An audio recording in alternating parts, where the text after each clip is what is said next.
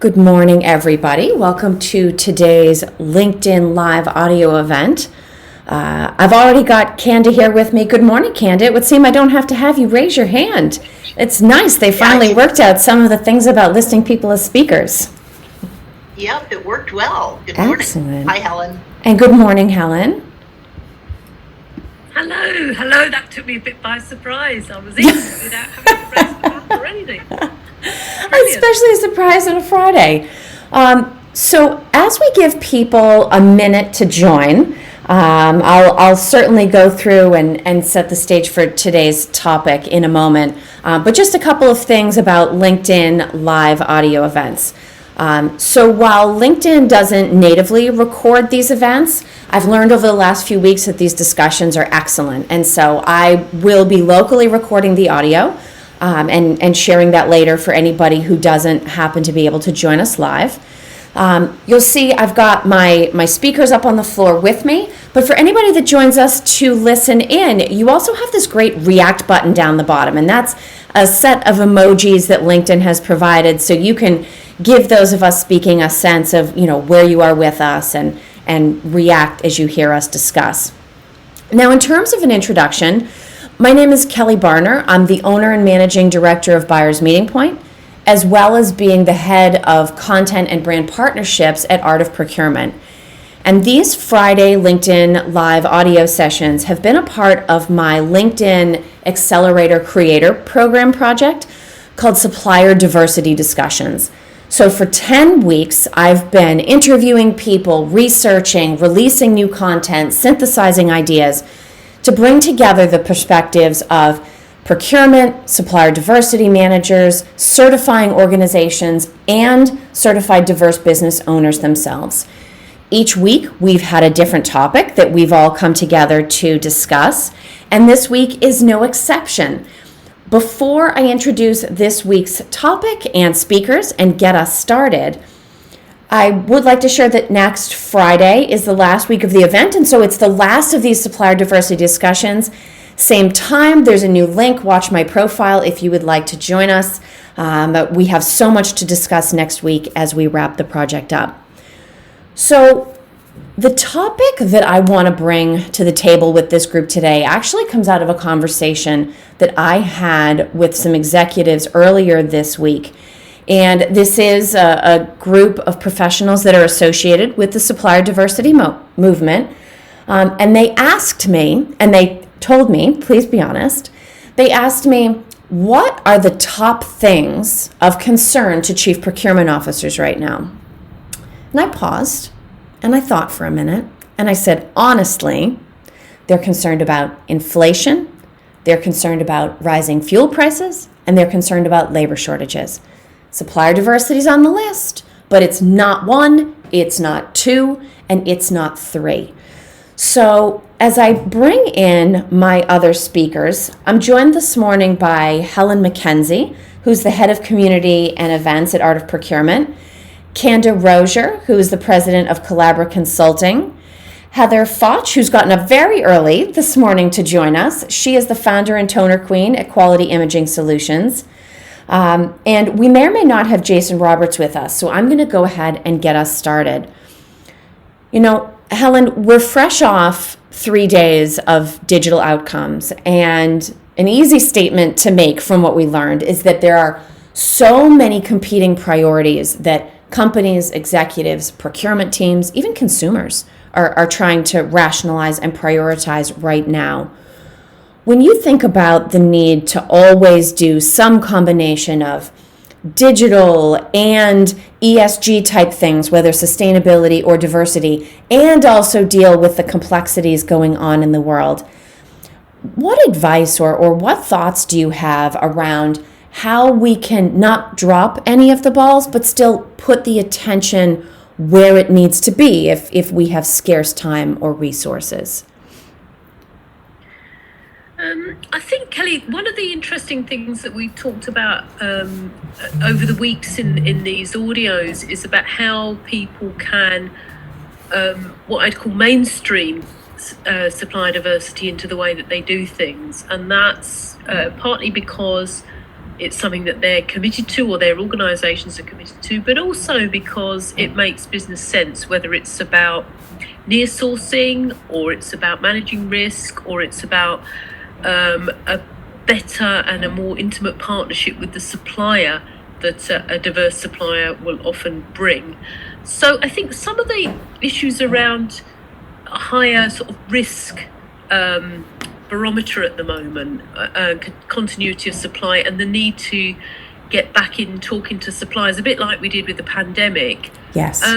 It does actually lend itself to a diverse supplier base being something that actually plays very nicely into that process, so that rather than being something that's sort of adding on and being another box we've got to tick or another thing we've got to worry about, actually it does, some of the evidence we've talked about, it does actually make sense in the wider context if that's the way that we're operating. So I think that for me it makes me feel quite optimistic that supply diversity is here to stay, because it does make sense. I mean, that's not to say if you've got a supplier from a diverse from a diversity background, sure, that they won't put the price up. That's not necessarily the case, or they won't ask for a price increase. But I think it does lend itself to a slightly different relationship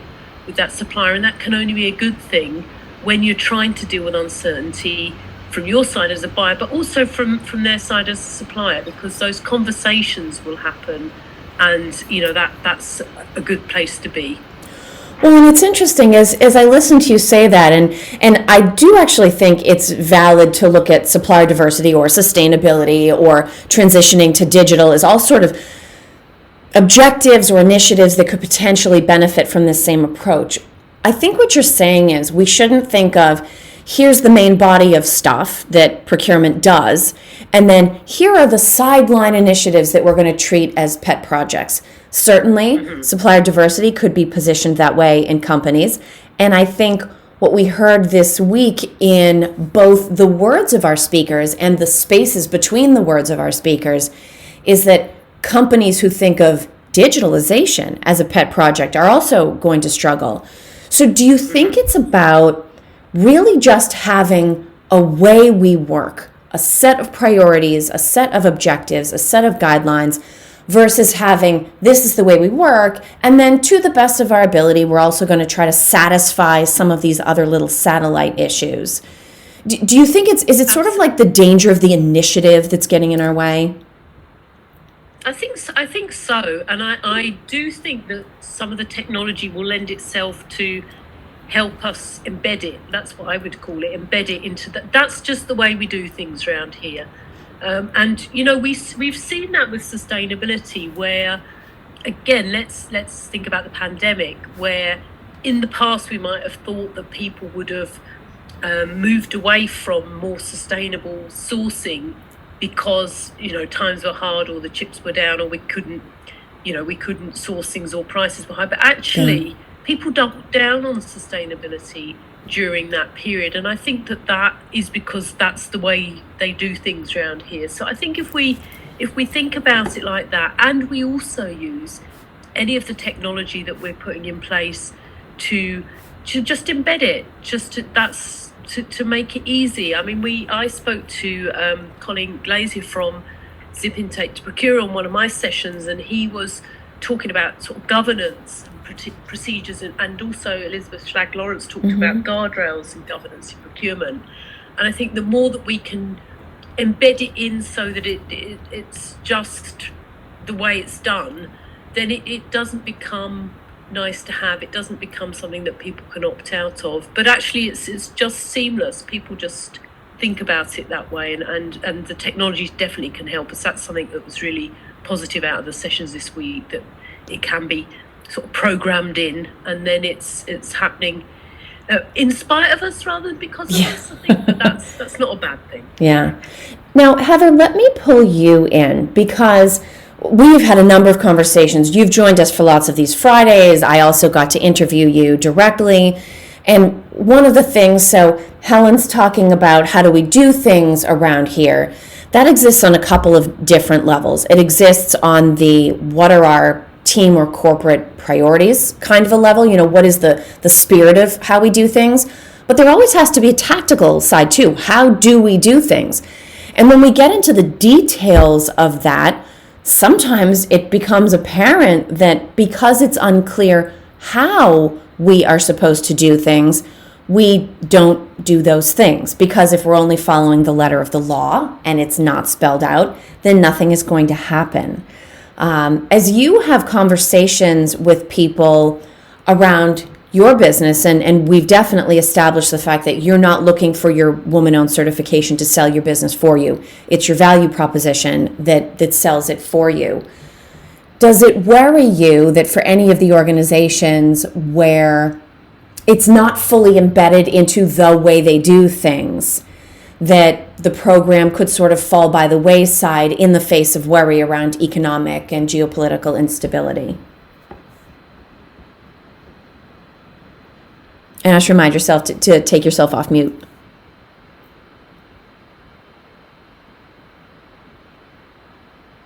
Nope, that's okay. Kanda, let me come to you.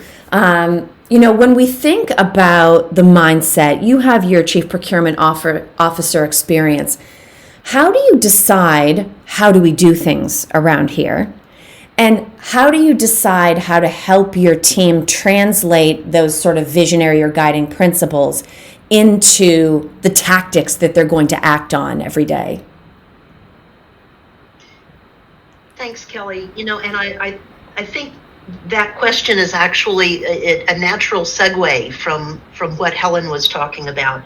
I think that the way you, in my experience, can most effectively operationalize and really operationalize a goal, and to get people for it to become almost sort of part of the fabric of what you're doing, is that it's got to be a defined objective. And in this case, it would be supplier diversity as a program. And so there's got to be, like with any objective, you have to set quantifiable, measurable goals that frankly have some sort of reward, if you will, tied to them. And, it can be that it's part of your formal objectives. It can be part of a variable bonus plan. There's that old saying that what gets rewarded gets done. And so I think that if you want to help your team, you start with saying, this is important enough that we're going to have it be part of a formal objective. And then you work with the team as you would with any other objective, to build measurements, guidelines, coaching, the things you need to do, providing them with the tools, with the training to achieve those. So, I think from a leadership perspective, the best way for an initiative like supplier diversity to become, number one, successful, number two, sustainable, and number three, sort of just part of the DNA of what you do, is that you start by saying, this is important enough that we're going to create a structure around it, and that structure is going to have direct applicability to every team member, and that by doing that, by the way, you're treating it no differently than you would the other objectives that are just part of your DNA, like savings or risk management. So I think that's how I would approach it, as a former CPO. Yeah. And Heather, I'll watch your image here. If I see you go off mute, I'll pull you into the conversation. I do think there's something very important and lasting and almost universal that we can actually learn from this moment. Because, everything everywhere from Facebook to LinkedIn to TikTok to Twitter, everything is being dominated right now by what's happening in Ukraine and what does it mean for the people and what does it mean for onlookers and what does it mean for supply chains and what can each of us, either in our professional roles or our personal capacity, do, right? What can we do? And there have been a number of discussions that I've seen go by on the appropriateness of, for instance, turning your corporate logo that Ukrainian blue and yellow, right? Sure, it's a sign of solidarity, but if you're not doing anything to back it up, should you in fact do that? And I think we could take a question like that, which is very of the moment, and apply it to any other number of things. Did you change your logo for Black History Month, but not change the DNA of your organization, Kanda, as you put it? Do you change your logo to a rainbow for Pride Month, but not fundamentally change the way that you hire or partner with suppliers? It's almost like this is giving us an opportunity to put ourselves in this moment where we're looking at it specifically inside the case of Ukraine, but learning something from it that we can then apply back.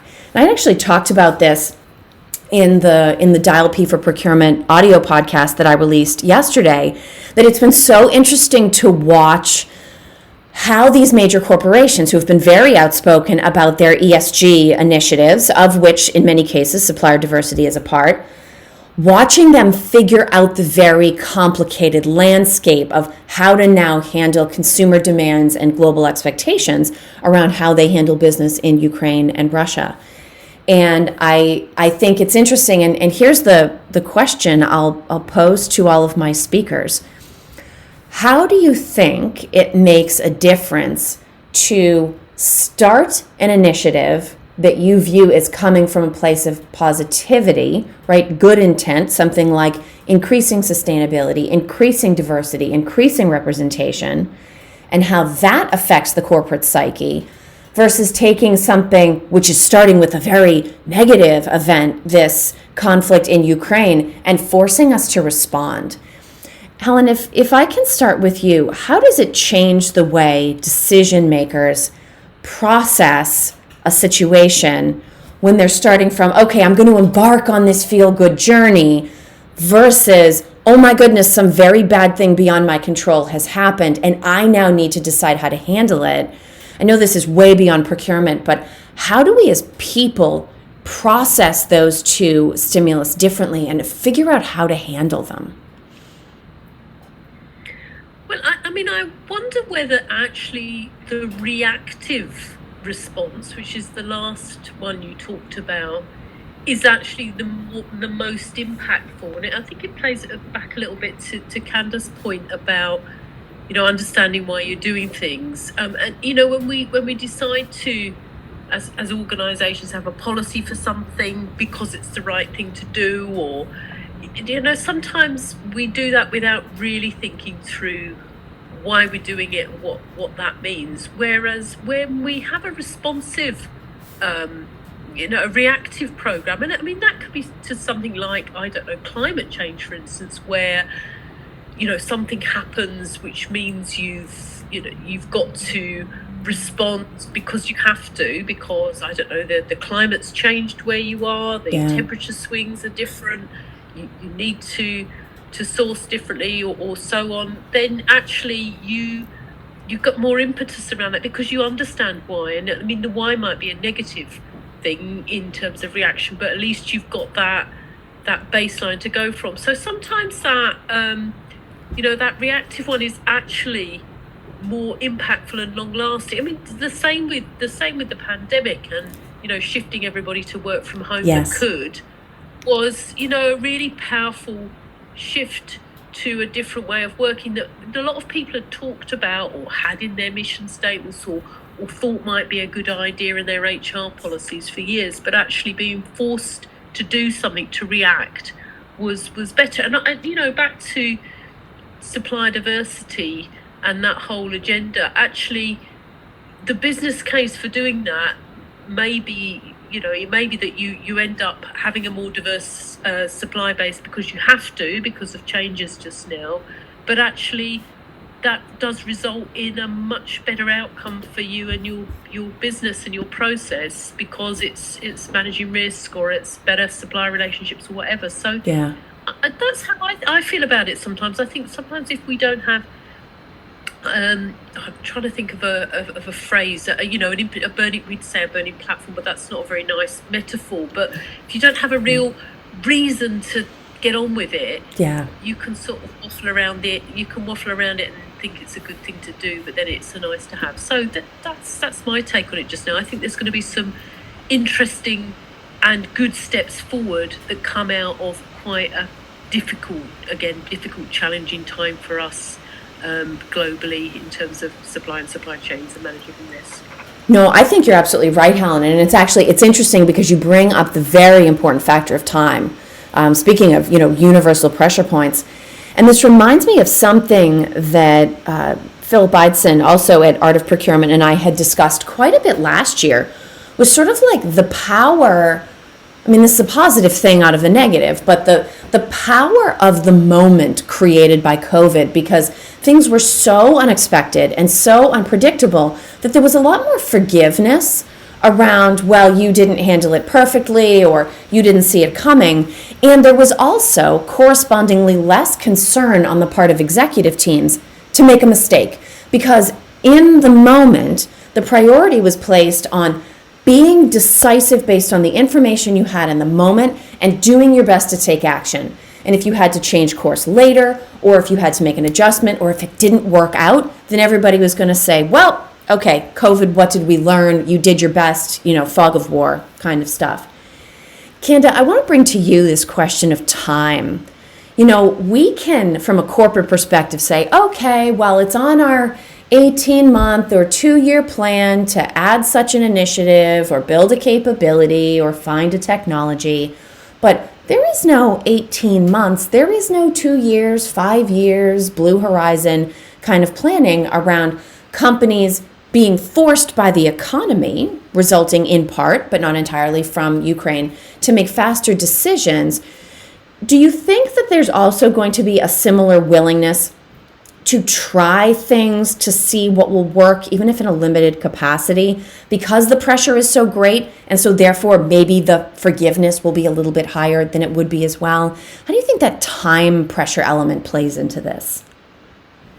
I think it's actually a very good point, and Helen touched on this as well, is that there seems to be, perhaps due to the pandemic, a little more willingness to accept risk from a leadership perspective. And I think that's a good thing. I think I that agree. we've gotten far too risk adverse from a corporate as well as often a societal perspective, and that we should accept risk in the right context. And so hopefully the willingness over the last 2 years of the pandemic to try new things, to realize that they're not going to lead to perfect outcomes, but they may lead to improvement, and incremental improvement will add up over time. And I think that if we take it back to the discussion about supplier diversity, that absolutely applies. Mm-hmm. And that you're not going to suddenly, if you say, I've got a 2-year roadmap to get to my supplier diversity goals, and you don't have small steps and milestones along the way, I think the odds of you getting there in 2 years are going to be slim. Yeah. But if you say we're gonna take a few risks, we're gonna try some things, some may work, some may work partially, some may not work, but we're gonna try these things and try to be agile enough to react to them and adjust. I think by the time you get to the 6 and the 12 and the 18-month marks of that 2-year journey, you'll realize that you've actually made progress along the way. Yeah, no, I think you're absolutely right, Kanda. And it's interesting, and if we extend that idea to, again, anything, supplier diversity, corporate sustainability programs, if we did our homework, let's say 12 months ago and both set objectives and also put in incremental KPIs and milestones, right now we should be sort of walking a plan that was put in place long ago, despite the fact that things are definitely changing around us and we have to be risk aware, we have to be circumstance aware, we need to be willing to modify things where it's necessary to protect the ability of the company to operate. But if we've done our planning work, we're thinking forward, but if we really committed in 2020 or even early 2021, there should be very small steps that don't need to be disrupted by these other things going on in the world to get us to those longer term supplier diversity goals that we're walking right now. And so maybe this is also an opportunity for people that are struggling to keep that on the radar screen, either of procurement professionals or of distributed buyers and sourcing project decision makers. Okay, let's re-examine, was there a strong enough connection between our organizational goals and the action plans and metrics and guideposts along the way that we put in place? Maybe that is a connection that's missing. So as we start to wrap down this time, first of all, thank you, Kanda and Helen. I'm so thrilled that the two of you were able to be here. As I mentioned when we opened, we do have one more of these weekly sessions this coming Friday. I actually have the poll open right now, which is what we'll be discussing. And I'm asking, as we look forward, what will be sort of the next trend or the directional move of supplier diversity? Will it be folded into ESG? Will it continue on just the way it is? Will it only be engaged in by companies that consider themselves more progressive or socially active? Please go to my profile if you would like to both engage in that poll and also watch the results come in. That's sort of the fun of watching these. That's open through this coming Thursday, I believe. And last but not least, for the three of us that have been up on stage, I hope you found what we had to share interesting and thought-provoking. Please reach out and follow us, connect, add comments. We're definitely looking to engage in a wider conversation here because there is so much work to do both around supplier diversity and around all of the other things that fall to procurement's to-do list. So thank you again for joining us. Please use that reaction button to give all of my speakers up here a round of applause. I'm glad that they're willing to share their time and perspective in such an open format. It's the fun thing about these live audio events. And to those of you who joined, thank you for your time. Thank you for your ears to listen. I hope you have a wonderful rest of your day, and I hope you will join us again next week.